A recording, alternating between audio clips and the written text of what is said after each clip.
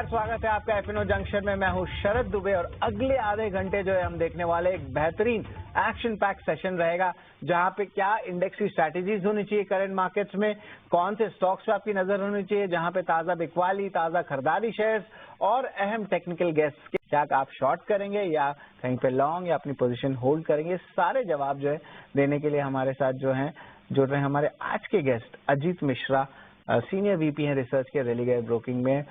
Good afternoon Ajit. अब markets की बात करें तो अभी थोड़ा सा पॉजिटिविटी जो है जरूर देखने मिल रहा है, लेकिन कुछ कह नहीं सकते। अब ऐसे बाजार में क्या रणनीति होनी चाहिए या रणनीति नहीं होनी चाहिए, ये बताएं अजीत। पहले निफ्टी का, फिर निफ्टी बैंक का। Good afternoon. गुड आफ्टरनून शरद। देखिए, यहाँ पे 5 हफ्ते डिक्लाइन झेलने के बाद आज थोड़ा सा रिस्पाइट, थोड़ा सा रिबाउंड जरूर दिख रहा है, तो डेफिनेटली एक वेलकम चेंज है। बट ये शरद एक पैटर्न है। अगर आप देखेंगे ना, अब 3-4 हफ्ते लगातार आप देखेंगे तो आपको एक पैटर्न नजर आएगा जहाँ पे कि मंडे, ट्यूसडे, वेडनेसडे को मार्केट कहीं ना कहीं स्टेबल, थोड़ा सा रिबाउंड का अटेम्प्ट, थर्सडे, फ्राइडे के दिन दोबारा से हम डिक्लाइन का ट्रेंड कंटिन्यू कर लेते हैं। तो आज एक वैसा ही दिन है। अगर आप लास्ट ट्रेडिंग सेशन की बात करेंगे तो सबसे बड़ा जो डैमेज था कि आप 100 EMA के नीचे स्लिप हुए थे। 24,580 के पास 100 EMA प्लेस था निफ्टी में, उसके नीचे आप स्लिप होकर क्लोज हुए थे। तो आज एक रिस्पाइट है, क्या ही सस्टेन करेगा, जैसा कि आपने भी बताया, वो बहुत इंपॉर्टेंट रहेगा। अगर वो नहीं होता है तो फिर 24,450, जहाँ पे कि लास्ट टाइम निफ्टी ने काफी टाइम स्पेंड किया था कंसोलिडेशन में, वो एक क्रिटिकल एरिया बन के आएगा। वो टूटा तो फिर आपके लॉन्ग टर्म एवरेजेस जो कि 24,180 पे हैं। तो अभी के लिए आपको ये ध्यान रखना है कि 24,450 बेसिकली एक क्रिटिकल सपोर्ट है। रिकवरी के केस में पहला हर्ल करीब 24,800, उसके बाद 25,000। तो ये बेसिकली एक रेंज, एक दायरा मुझे लगता है कि निफ्टी शायद कुछ टाइम के लिए आपको दिखाए।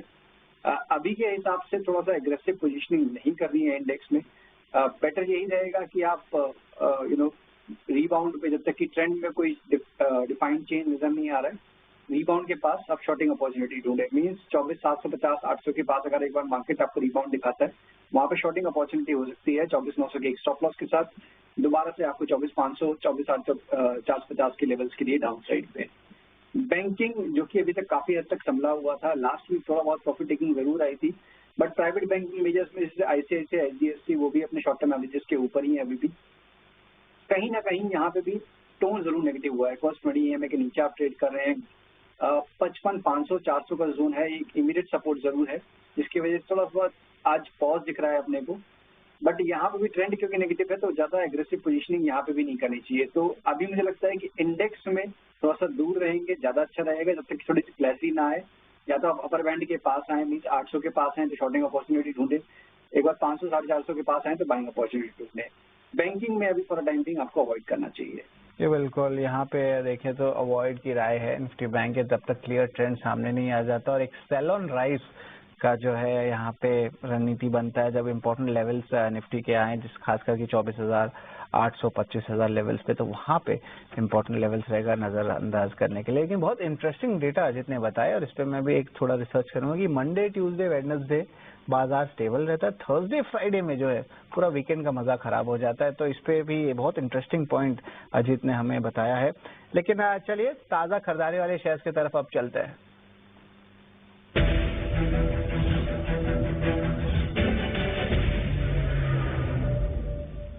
ताजा खरीदारी में लॉन्ग बिल्डअप वाले शेयर्स की बात करें तो डिलीवरी, फ्राइडे के सेशन में चंदन ने भी इसके बारे में कहा था लॉन्ग्स पे, और आप देखिए अच्छी मोमेंटम आ रही है। कैपिटल मार्केट थीम में भी स्टॉक्स में अच्छी मोमेंटम है। CDSL की बात करें, पिडिलाइट, TVS मोटर, ये भी स्टॉक्स जो इस लिस्ट में शामिल है। पिडिलाइट को हम थोड़ा देर दूर रखते हैं बिकॉज यहाँ पे अभी भी क्वेश्चन फंडामेंटली बहुत हो रहे हैं, लेकिन TVS मोटर यहाँ पे जो ऑटो सेगमेंट की बात करें, one of the top sectoral gainers भी है और एक अच्छी मोमेंटम TVS मोटर में देखने मिले। जिस तरह आपके आंकड़े आए जुलाई के, तो ऑटो स्पेस में आपको कौन सा अच्छा लग रहा है जहाँ पे और भी अभी इनिशिएट लॉन्ग कर सकते हैं, जरा बताएं अजीत। TVS मोटर रहेगा या और भी कुछ है आपके पास जहाँ पे और ज्यादा रिस्क रिवॉर्ड फेवरेबल लग रहा है? शायद देखिए, यहाँ पे क्या इम्पोर्टेंट है मार्केट में कि इस टाइम पे जहाँ पे कि लगातार आप 5 हफ्ते की गिरावट देख रहे हैं, कौन से सेक्टर्स, कौन से स्टॉक्स हैं जो कि अपने रिकॉर्ड हाइस के पास हैं। उनमें से एक नाम TVS का भी है। मतलब मार्जिनल करेक्शन हुआ था अपने रिकॉर्ड हाइस से, बहुत एक टाइट रेंज में कंसोलिडेट कर रहा था और आज के दिन काफी स्ट्रॉन्ग रिकवरी अपने दोबारा रिकॉर्ड हाइस के पास पहुंच गया है। तो नो डाउट M&M और TVS ये दो बड़े नाम है जहाँ पे कि बहुत ज्यादा स्ट्रेंथ दिख रही है और हो सकता है कि आउट परफॉर्मेंस आने वाले टाइम भी कंटिन्यू रहे, तो डेफिनेटली TVS में बने रहना चाहिए। जिस तरीके से आज का मूव हुआ है मुझे लगता है कि अब 2880 इस लेवल को डिफेंड करना चाहिए इनकेस अगर कोई भी डिप आता है तो वो आपका स्टॉप लॉस रहेगा और ऊपर पे करीब करीब 3150 से लेकर 3200 तक के टारगेट्स यहाँ पे आपको देखने को मिल सकते हैं। इसके अलावा जो आज की हमारी रिकमेंडेशन है उनमें एक ऑटो नाम है जिसमें हीरो मोटोको, तो इसमें भी अगर आप देखेंगे तो इसमें तो एक लंबी करेक्शन के बाद शायद एक कंसोलिडेशन था, टाइट बैंड कंसोलिडेशन था लॉन्ग टर्म एवरेजेस के पास, जिसका आज फाइनली ब्रेक देखने को मिला है। तो यहाँ पे एक मोमेंटम प्ले है बेसिकली। 4630 तक के लेवल्स नियर टर्म में एंटिसिपेटेड है। 4370 के स्टॉप लॉस के साथ हीरो मोटोको को भी आप लॉन्ग कर सकते हैं। ये एक्चुअली पिक भी है अजीत की तरफ से। M&M TVS मोटर्स तो इन्होंने बताया था, TVS मोटर में लॉन्ग है 3150 3200 का, स्टॉप लॉस 2880 का है। और ये हीरो मोटर की बात करें तो एक मोमेंटम पिक है, स्टॉप लॉस 4370 का है और टारगेट प्राइस देखें तो 4630 का है। डायरेक्टर साहब इन दोनों स्टॉक्स को जो है मार्क कर लेते हैं, हम दर्शकों को फिर ये कॉल रिवाइज करेंगे, आप स्क्रीन पे देख सकते हैं। अजीत कुछ शॉर्ट कवरिंग वाले शेयर्स है उस पर भी नजर डालते हैं और यहाँ पे ऑफ कोर्स देखिए हीरो मोटोकॉर्प आपकी जो शेयर थी ऑलरेडी इस लिस्ट में आ गई है, हमने डिस्कस कर लिया है।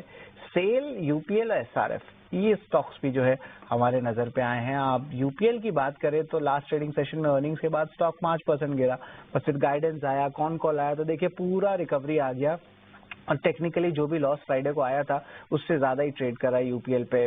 वॉलेटाइल काउंटर्स है, SRF भी एक और वॉलेटाइल काउंटर है। हालांकि मंथली चार्ट्स देखिए यहाँ पे तो नंबर्स ठीक लग रहे हैं। केमिकल स्पेस पे UPL SRF इन दोनों में से कौन सा जो है पिक आपको अच्छा लगता है, ये पहले बताएं। देखिए केमिकल एज अ बास्केट अगर आप देखेंगे शरद तो काफी स्ट्रॉन्ग ट्रैक्शन देखने को मिला है। हाल फिलहाल में अगर आप देखेंगे छोटे मझोले नाम उनमें भी काफी स्ट्रॉन्ग वॉल्यूम के साथ रिकवरी देखने को मिली है। तो कहीं ना कहीं जो 2-3 साल का इनका एक खराब फेज था वो अब मार्केट को एंटिसिपेटेड है कि वो ओवर हो रहा है और ग्रेजुअली आप देखेंगे इसमें एक अच्छी रिकवरी। SRF एक कंसिस्टेंट परफॉर्मर रहा है, मीन्स यहाँ पे प्राइस वाइज डैमेज आपने देखने को ही नहीं मिला। स्टॉक रेंज बाउंड चला गया था काफी टाइट रेंज में काफी टाइम स्पेंड करने के बाद, अब दोबारा से ग्रेजुअल इसमें रिकवरी आ रही है। बट यस एक स्लो मूवर है, तो जिनको थोड़ा सेफ्टी के पॉइंट ऑफ व्यू से देखते हैं डेफिनेटली ये कंसीडर करना चाहिए। 2950 मेरे हिसाब से एक इमीडिएट बेस जो कि आपका स्टॉप लॉस बनेगा और ऊपर पे करीब 3200-3250 तक के लेवल्स यहाँ पे अपसाइड पे एंटिसिपेटेड है नियर फ्यूचर में, तो रिस्क रिवॉर्ड उसके हिसाब से फेवरेबल है।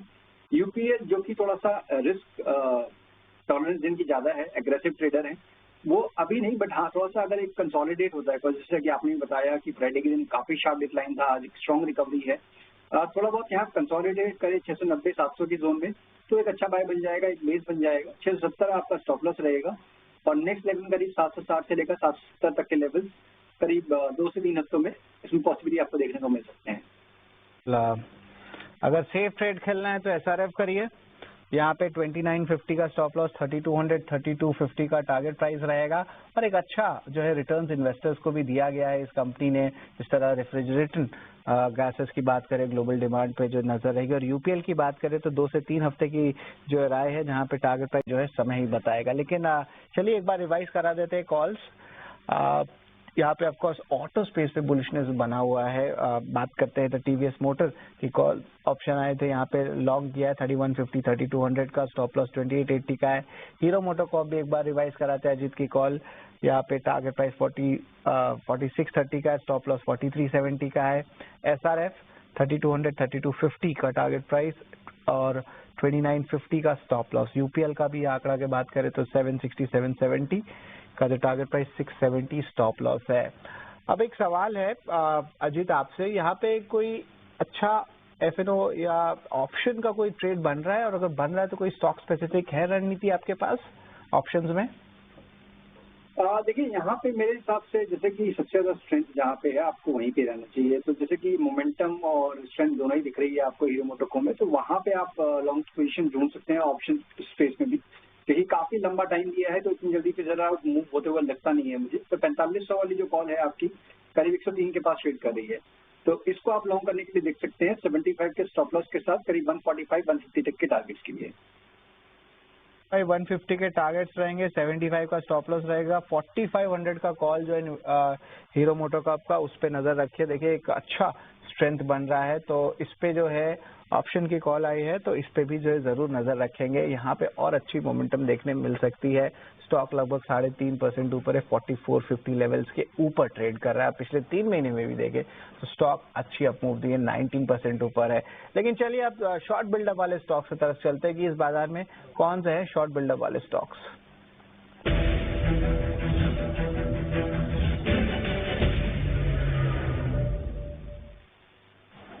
और टोरेंट पावर में थोड़ी मुनाफा वसूली देखने मिल रही है। ऑयल इंडिया एक रिवर्स ट्रेड आया है। जिस तरह ब्रेंट क्रूड की जो है उबाल जो है 3 दिन में जो है धीमी पड़ी है, तो एक छोटी रिवर्सल्स आ रहे हैं। ये तो आपको मैं फंडामेंटल न्यूज बता दें, यहाँ पे कुछ खास ट्रेंड नहीं आ रहा है। लेकिन जहाँ पे खास ट्रेंड आ रहा है वो इंडस टावर्स। अजित, इनके चार्ट को देखिए, यहाँ पे भारी गिरावट देखने मिल रहा है। ऑफकोर्स बाजार में एक्सपेक्टेशंस भी था कि कुछ बायबैक आएगा या एक अच्छी डिविडेंड मिलेगी, क्योंकि इनके फ्री कैश फ्लोज बढ़ गए हैं। ये नहीं आया अभी अनाउंसमेंट, उसके कारण देख रहे हैं कि थोड़ा सा निराशा और बढ़ते जा रहे हैं। इंडस टावर्स की बात करें तो एक और इंडस टावर्स पिछले 1 महीने में स्टॉक लगभग 19% गिर चुका है। अभी लगता है कि एक कंसोलिडेशन फेज में इंडस्ट्री जाने वाला है कि एक और शॉर्ट के 1-2 ट्रेड्स बन सकते हैं इंडस टावर्स में। और अगर आपके पास कुछ और है शॉर्ट्स में, वो भी आप शेयर कर सकते हैं। बिल्कुल सर, देखिए यहाँ पे जैसे कि आपने बताया काफी शार्प गिरावट ऑलरेडी झेल चुका है। मीन 420 से 340 तक के लेवल्स ऑलरेडी आ चुके हैं। और जो लास्ट टाइम यहाँ पे कंसोलिडेट करके रिकवरी आई थी वो करीब 325-320 का जोन था, तो काफी नजदीक है। 20 पॉइंट जरूर है उस रेंज के दूर, बट क्योंकि एक्सट्रीम ओवरसोल्ड पोजीशन है, यहाँ पे शॉर्ट करने की रिकमेंडेशन नहीं होगी। इनफैक्ट कोई बाउंस मिलता है 355-60 के अराउंड पे, वहां पे एक बार को शॉर्टिंग अपॉर्चुनिटी अगर कोई बनती है तो देखना चाहिए। तो मेरे हिसाब से अभी के लिए तो आप उसको अवॉइड करना चाहिए। अब यहाँ पे कहाँ शॉर्ट कर सकते हैं, तो जैसे कि आपने ऑयल के बारे में बात की, तो वहां पे उससे बेटर स्ट्रक्चर आपको ओएनजीसी में डाउन साइड पे नजर आएगा। मींस स्टॉक अपने लॉन्ग टर्म एवरेजेस के नीचे काफी टाइट रेंज में कंसोलिडेट कर रहा था और अब ग्रेजुअली ड्रिफ्ट कर रहा है ये पिछले करीब 2 ट्रेडिंग सेशन से। तो एंटिसिपेशन ये है कि यहाँ पे आपको गिरावट और बढ़ती हुई नजर आ सकती है, जो कि स्टॉक करीब 220 से लेकर 222 तक के लेवल्स तक दिखा सकता है। तो यहाँ पे आप शॉर्ट पोजीशन अटेम्प्ट कर सकते हैं 239 के स्टॉप लॉस के साथ। बिल्कुल, 239 का स्टॉप लॉस, ये शॉर्ट अटेम्प्ट रहेगा। 220 से 222 का टारगेट प्राइस रहेगा। तो चलिए, एक शॉर्ट कॉल भी आ गया ओएनजीसी के तरफ से।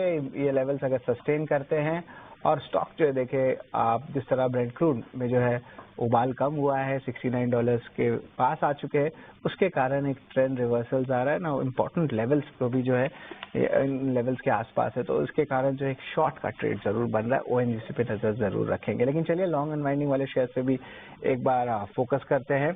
पीएनबी हाउसिंग फाइनेंस, यहाँ पे लॉन्ग अनवाइंडिंग देखने मिल रहा है। हाल ही में इनके एमडी और सीईओ गिरीश कौशकी ने जो है अपनी रेजिग्नेशन दी थी। लास्ट ट्रेडिंग सेशन में भी जो है भारी गिरावट पीएनबी हाउसिंग फाइनेंस में देखने मिला। आज भी ये सस्टेन कर रहा है, स्टॉक 2.5% डाउन है।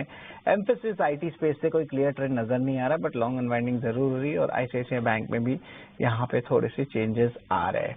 पीएनबी हाउसिंग फाइनेंस में भारी गिरावट आई है और 2 दिन से देखने मिल रही है। कंपनी ऑफ कोर्स अच्छी कंपनी है और बहुत बड़े जो एमडी सीईओ थे जो बहुत स्ट्रैटेजिक चेंजेस लाए थे, तो उसके कारण बाजार बहुत पनिश कर रहा है स्टॉक को। डायरेक्टर साहब, पिछले 3 दिन के स्टॉक चार्ट एक बार लेके आए तो आपको पता चलेगा कितना भारी गिरावट देखने मिला है। यहाँ पे एक वैल्यू एंट्री हो सकता है अजित पीएनबी हाउसिंग फाइनेंस में? देखिए सर, बिल्कुल, जैसे कि अगर हम बात करें तो लाइफिंग ये अपना हाउसिंग फाइनेंस स्पेस में इसने नियर टर्म में आउट परफॉर्म किया है। और जैसे कि हम देख रहे थे कि स्टॉक करीब 620 से लेकर 920 तक गया था। एक अच्छी करेक्शन अभी मिड वे में आप आ चुके हैं। मेरे हिसाब से यहाँ नहीं, थोड़ा सा और अगर आपको डिप मिलता है करीब 740-720 का जोन, तो वो बहुत अच्छा बाइंग जोन होगा। और आपके पास फिर सपोर्ट के जोन जो है वो काफी नजदीक होंगे। 680 के पास एक काफी मल्टीपल सपोर्ट्स अपने को नजर आ रहे हैं। तो वो देखते हुए अभी तो नहीं, बट हाँ, अगर थोड़ा करेक्शन कंटिन्यू रहता है, थोड़ा सा रेंज बाउंड या तो फिर हो जाए, कोई रिवर्सल का पैटर्न फॉर्म करे, उससे पहले कोई फ्रेश पोजीशन अभी यहाँ पे अवॉइड करनी चाहिए। तो no fresh position PNB housing के लिए। लेकिन बाकी सारे housing finance companies, rate cut होने का बातचीत और जिस तरह इनको बेनिफिट आता है और स्ट्रेंथ भी दिखाया है, उस पर भी नजर जरूर रखेंगे, क्योंकि फंडामेंटली हाउसिंग फाइनेंस स्पेस बहुत अच्छा कर रहा है। और यहाँ पे अगर देखें तो अगर वैल्यूएशन अच्छे आ रहे हैं तो क्यों ना इसे बाई खरीदारी करे बीएनबी हाउसिंग की तरफ से। लेकिन चलिए अब अजीत, आपके टेक्निकल पिक्स की तरफ चलते हैं। हमने हीरो मोटोकॉर्प की तो ऑलरेडी डिस्कस कर ली बात, और कौन सा स्टॉक है जो आपके नजर में रहेगा, जो आपके पिक हैं आज के लिए? बिल्कुल, देखिए इसके अलावा हमने मेरिको को चूज किया है। अगर आप देखेंगे तो एफएमसीजी केवल एक लौता बास्केट था लास्ट वीक जहां पे कि आपने पॉजिटिव क्लोजिंग देखी थी और एक काफी लंबे अंडर परफॉर्मेंस के बाद हम देख रहे हैं कि एफएमसीजी एज अ बास्केट अच्छा परफॉर्म कर रहा है। उन सब के बीच में मेरिको एक ऐसा नाम था जिसने कि खराब फेज में भी एक अच्छी परफॉर्मेंस दिखाई दी। तो अब मुझे लगता है कि कहीं ना कहीं यहाँ पे ये आउट परफॉर्मेंस आने वाले टाइम में भी कंटिन्यू रह सकती है। तो इसको लॉन्ग करने की रिकमेंडेशन होगी। 690 एक अच्छा बेस बन गया है तो वो आपका स्टॉप लॉस रहेगा और नियर टर्म में करीब 750 तक के लेवल्स में देखने को मिल सकते हैं। जी बिल्कुल। या मैरिको जो है यहाँ पे जो खरीदारी की राय है, टारगेट प्राइस 750 का है, स्टॉप लॉस 690 का है। और देखिए नतीजे भी आज आने वाले हैं। अपडेट जो था Q1 का बहुत अच्छा था, डिसेंट था और कंसोलिडेटेड रेवेन्यूज की बात करें तो लगभग 21% का उछाल का एक्सपेक्टेशन है। इन्फ्लेशन खासकर की कॉपरा जो है शायद मार्जिन में प्रेशर डाल सकता है। जो डोमेस्टिक वॉल्यूम बिजनेस का 7 से 8% का अनुमान है तो हायर साइड में है। अगर इसको बीट करता है आज के रिजल्ट्स में तो और तेजी जो है आपको मैरिको पे देखने मिल सकती है। दूसरा पिक अजित का था वो था हीरो मोटोकॉर्प। इस पे भी नजर रखेंगे। स्टॉप लॉस 4370 का है, टारगेट प्राइस 4630 का है। तो ये अहम कॉल्स है जिसपे हमारी जो है नजर रहने वाली है। TVS motor, hero motor, SRF, UPL, एक ओएनजीसी की तरफ से एक सेल कॉल भी आया है और इम्पोर्टेंटली पीएनबी हाउसिंग फाइनेंस में जो है अभी कोई फ्रेश ट्रेड ना ले, लेकिन मैरिको और हीरो मोटो इस पे जो है नजर रखें। इस पे जो है ओवरऑल स्ट्रेंथ देखने मिल सकता है। लेकिन वायदा बाजार की जो ओवरऑल स्ट्रैटेजीज है ये पूरे बता दिए हमको अजित। धन्यवाद अजित, आप हमारे साथ जुड़े और इस पे जो है आपने विशेष टिप्पणी दी। Thank you very much. लेकिन चलिए, महीने की शुरुआत में अक्सर बड़े बड़े पैसों के काम होते हैं, जैसे सैलरी आती है, बिल भरने होते हैं, खर्चों की प्लानिंग होती है। लेकिन जिस तरह हम अपने खर्चों की प्लानिंग करते हैं उसी तरह अपने निवेश की प्लानिंग करना भी उतना ही जरूरी है। उसी आदत को बढ़ावा देने के लिए एसबीआई म्यूचुअल फंड और टाइम्स नेटवर्क मिलकर एक राष्ट्रीय इन्वेस्टर अवेयरनेस पहल शुरू कर रहे हैं जिसका नाम है भारत निवेश बेहतर कल। इस पहल का मकसद भारतीयों को लगातार निवेश करने की आदत को प्रोत्साहित करते हैं ताकि वे अपनी आर्थिक भविष्य सुरक्षित कर सकें।